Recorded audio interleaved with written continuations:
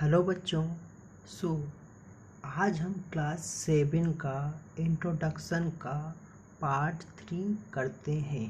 सो topic है हमारे पास types of triangle. Triangle कितने प्रकार के होते हैं।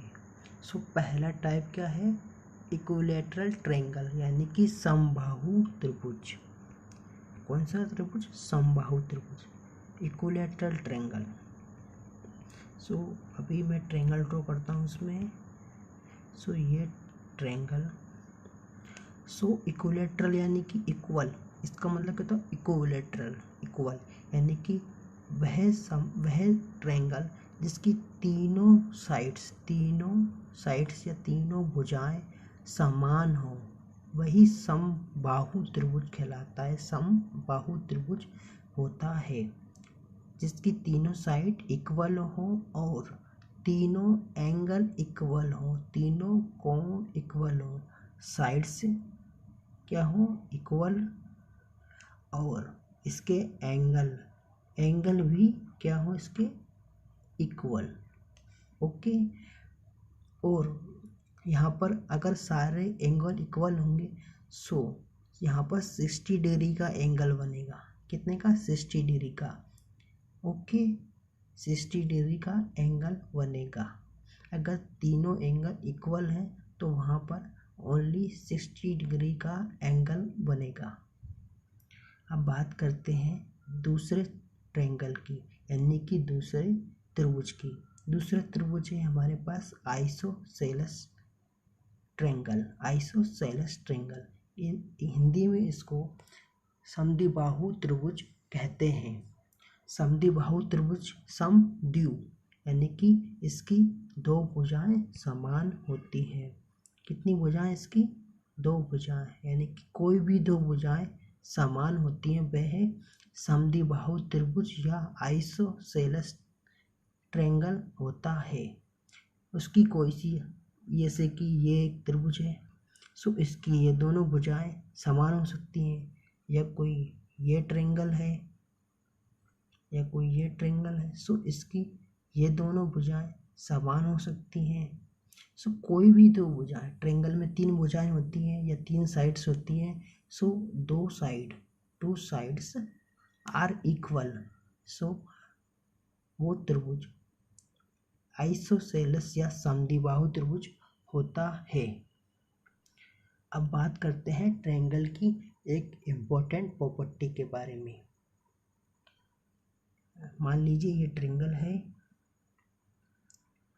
सो ट्रायंगल की किन्हीं भी दो भुजाओं का जोड़ तीसरी भुजा से हमेशा बड़ा होता है।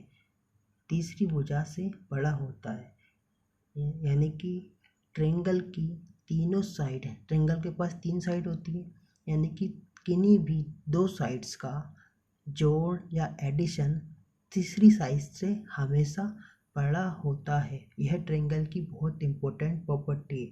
सपोज कीजिए हमारे पास ट्रायंगल है ABC। सो यहाँ पर ट्रायंगल में AB plus BC greater than होगा किससे? AC से। ओके। अगर आप कहोगे ये तो कोई नहीं, ये तो होगी, कोई बड़ी बात है क्या? बट अगर ऐसे क्वेश्चन बहुत आते हैं एग्जाम में, जैसे कोई छोटा सा ट्रायंगल है और इसकी एक लंबी साइड है और ये एक छोटी साइड है इसकी, सो यहाँ भी इन दोनों का एडिशन, अगर मैं इन दोनों को एडिशन करता हूँ तो हमेशा ये इन दोनों का एडिशन इस साइड से बड़ा होगा, यानी कि इन दोनों का एडिशन इस साइड से बड़ा होगा। अगर इन दोनों का एडिशन इस साइड से छोटा हुआ तो वह ट्रायंगल बन ही नहीं पाएगा। ओके।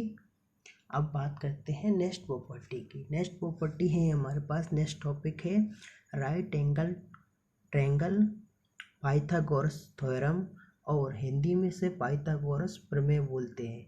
इसे राइट एंगल ट्रायंगल भी बोलते हैं, पाइथागोरस थ्योरम भी बोलते हैं और हिंदी में इसे पाइथागोरस प्रमेय कहते हैं। पहले हम जानते हैं कुछ चीज़ें। अगर ये ट्रायंगल है, सो ट्रायंगल में ये पाइथागोरस प्रमेय या थ्योरम सिर्फ राइट एंगल ट्रायंगल पर ही अप्लाई होगी, यानी कि समकोण त्रिभुज पर ही अप्लाई होगी। समकोण त्रिभुज यानी कि 90 डिग्री, यानी कि जहाँ पर 90 डिग्री का एंगल बनेगा वहीं पर यह थ्योरम अप्लाई होगी। अब बात करते हैं इसमें जो 90 डिग्री के सामने की जो इसमें साइड्स होती है, अपोजिट साइड्स, उसको हाइपोटेनस या कर्ण बोलते हैं हिंदी में। या उसको कर्ण बोला जाता है और इनको बेस और लेग बोला जाता है। बट अभी हमारे लिए इम्पोर्टेंट हाइपोटेनस है या कर्ण है। ओके, सो इसके लिए हम कुछ फिगर ड्रॉ करते हैं। 1 सेकेंड। सो ये मान लीजिए ये कोई ट्रायंगल है, यहाँ पर 90 डिग्री का एंगल बन रहा है। सो 90 डिग्री के सामने वाली जो साइड्स होती है वह कर्ण होती है। ओके, अब मान लीजिए ये कोई ट्रायंगल है, ये ट्रायंगल है। अब इसमें 90 डिग्री का एंगल यहाँ पर बन रहा है। सो इसके सामने की जो साइड्स होती है वह भी कर्ण या हाइपोटेनियस होती है। और अगर कोई ट्रायंगल इस तरह का बन रहा है, सपोज कीजिए ये ट्रायंगल, ये अब यहाँ पर 90 डिग्री का एंगल बन रहा है। सो इसमें कर्ण कौन सी हुई? कर्ण इसके सामने की भुजा हुई। ओके, अब बात करते हैं इससे रिलेटेड कुछ क्वेश्चन। इससे रिलेटेड काफ़ी क्वेश्चन आते हैं लेकिन वो बहुत सिंपल है, आपको इजीली आ जाएंगे। तो हम इसकी प्रमेय की बात करते हैं। सपोज कीजिए ये ट्रायंगल है, इसमें P, यहाँ पर इसको मैं नेम दे देता हूँ P, Q और R। ओके, सो हमें ये क्या है? कर्ण या हाइपोटेनियस। सो इसमें ये कर्ण है ना, या P Q is equal to होता है पी क्यू का square is equal to P R का square is equal to P Q का स्क्वायर प्लस क्यू आर का स्क्वायर। यानी कि कर्ण आधार और कर्ण यानी कि कर्ण त्रिभुज की अन्य दो भुजाओं के वर्ग के जोड़ के इक्वल टू होता है या वर्ग के जोड़ के बराबर होता है। एक और एग्जांपल लेते हैं।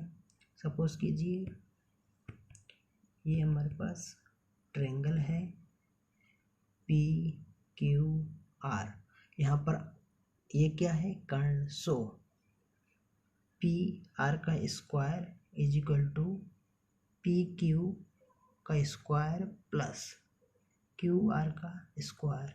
यही पाइथागोरस थ्योरम है। इसमें हम एक क्वेश्चन करते हैं, फिर आपको बहुत अच्छी तरह ये समझ में आएगी। सो क्वेश्चन करते हैं, एक